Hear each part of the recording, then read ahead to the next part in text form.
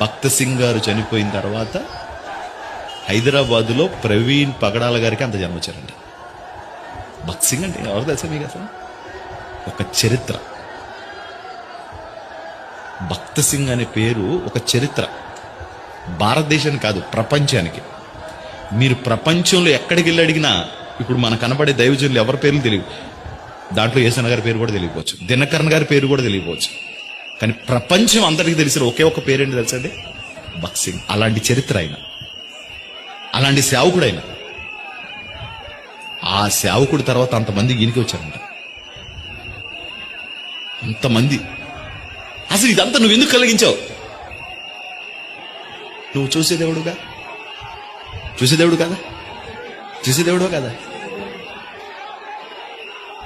ఆయన న్యాయాధిపతి.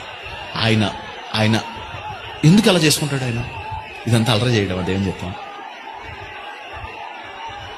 నాకు అప్పుడు అనిపించింది, నువ్వు ఆయన కొరకు ఎంతమందిని రేపి ఇంతమందితో ప్రార్థన చేయించావు, ఇంతమందితో ప్రార్థన చేయించావు అంటే కనుక నీ ఆలోచన ఏదో ఉంది అతని ఎడల, నీ ఉద్దేశం ఏదో ఉంది. 3 నాళ్ళు ముచ్చట అయిపోవడం కొర కాదు, ఏదో ఉంది నీ ఉద్దేశం.